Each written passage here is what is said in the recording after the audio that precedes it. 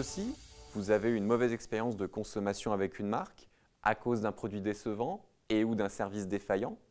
Alors vous avez certainement ressenti des émotions négatives comme de la déception, voire de la haine à l'égard de la marque. Si vous êtes à l'aise avec les médias sociaux, alors vous avez peut-être voulu exposer et partager ces sentiments négatifs avec d'autres consommateurs.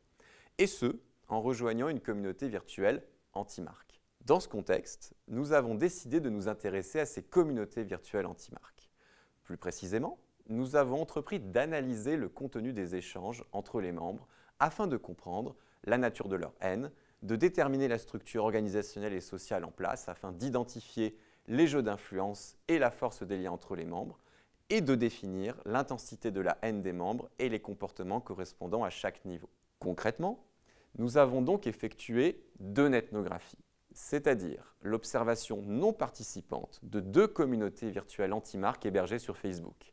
D'un côté, une communauté d'usagers du RERE de la SNCF, et d'un autre côté, une communauté réunissant des détracteurs de l'opérateur télécom SFR. Nous avons collecté et analysé plus de 1000 publications et commentaires dans chacune des 2 communautés. Notre analyse a permis de dégager 3 grands résultats. Premièrement, un spectre chromatique des discours de haine qui n'est pas identique d'une communauté à l'autre.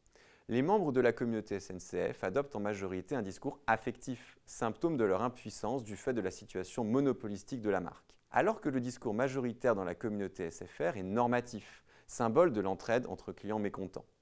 Deuxième résultat, une structure organisationnelle et sociale différente entre les 2 communautés. Des rôles et des statuts officiels et officieux dans chacune d'entre elles ont pu être établis. La communauté SNCF apparaît plus démocratique et plus mobilisée contre la marque que la communauté SFR. Troisième résultat, un continuum graduel de manifestation de la haine.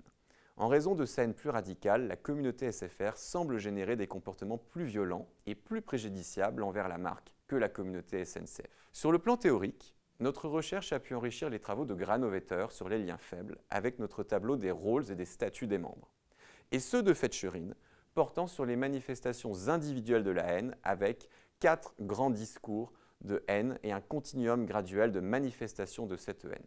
Sur le plan managérial, nous préconisons 2 stratégies.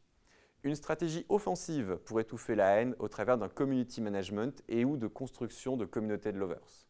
D'autre part, une stratégie défensive visant à rechercher, intégrer, comprendre, échanger avec les communautés virtuelles anti-marque afin de tenter d'apaiser leur haine.